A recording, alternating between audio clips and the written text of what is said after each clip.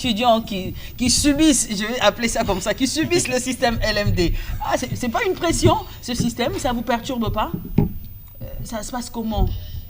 En fait, avec les systèmes LM2, nous avons eu beaucoup de chances d'apprendre davantage. Avec les systèmes LMD, il faut que l'étudiant puisse être au centre de sa formation. C'est-à-dire l'étudiant est chercheur. Super. Donc, lorsque nous cherchons, nous apportons au professeur et le professeur peut corriger, il peut voir les erreurs et puis ajouter un plus. Et cela nous permet de pouvoir être des étudiants de qualité. Wow. Ah, ça, c'était bien mémorisé, hein?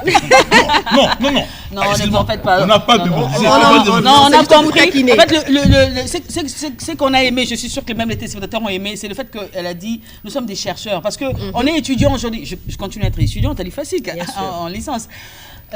On est étudiant, mais on ne lit pas. On n'est pas chercheur. Si c'est ça la particularité, coup de chapeau, bravo. Et madame, comment vous vous sentez dans votre nouveau système?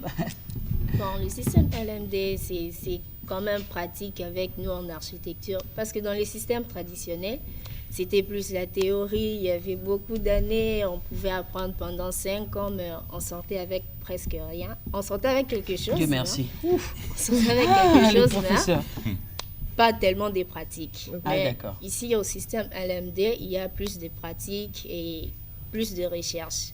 Et vous arrivez à vous comparer aux autres qui sont dans l'ancien système? Bon, en fait, nous, on est plus dans le métier. D'accord. Donc, dans les chantiers, comme nous en architecture, on a plus de stages dans les chantiers, alors que dans l'ancien système, ils sont plus à l'université, en étudiant, passer du temps. Et vous estimez qu'être au chantier, c'est mieux qu'être à l'université pendant un long moment? Oui, mieux vaut faire l'inverse? Parce qu'au chantier, on apprend déjà tout, on apprend le métier, on peut déjà commencer à construire. Parce que avec le système LMD, en L1, tu peux déjà construire une maison. Donc là, on peut espérer avoir une bonne, comment on appelle ça, maquette. Non, le plan. Je peux espérer avoir un plan pour ma maison? Oui, bien sûr. Avec tout ce qui va avec? Oui. Et la construction aussi. Voilà. Et il faut appeler ça maquette ou plan?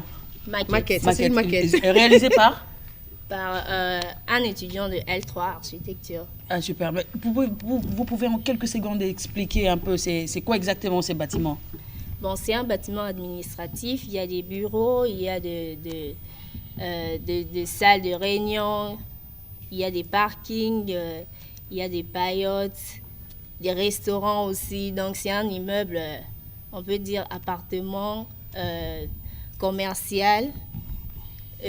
Donc public. D'accord, super. C'est une proposition que vous faites à un client ou bien c'était parmi les réalisations des maquettes? Bon, c'était parmi les réalisations des maquettes.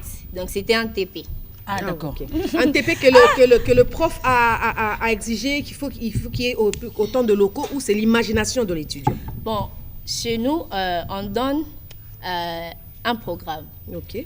Donc on peut vous dire que dans ces bâtiments, il faut avoir des bureaux, des appartements.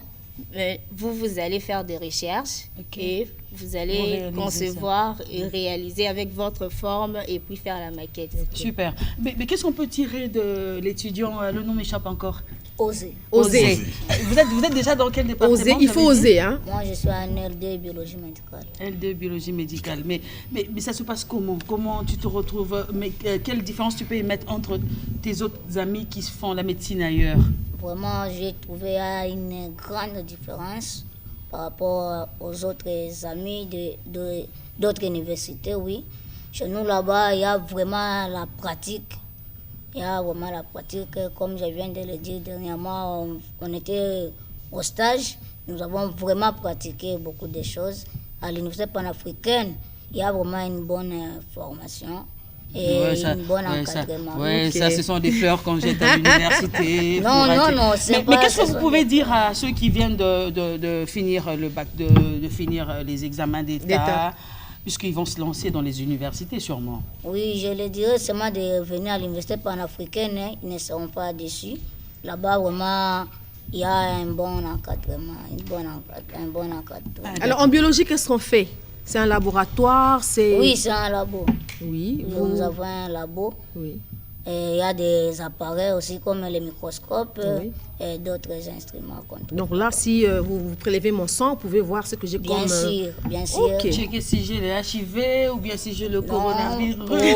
Vous checkez aussi le coronavirus là-bas? Bon, non. Pour l'examen, par exemple, l'examen des selles, il y a d'abord en parasitologie, il y a des sortes qu'on voit. Il y a la protozoologie et l'hermétologie. Dis donc, là, moi, je suis merci pour les termes médicaux. Merci, Osée.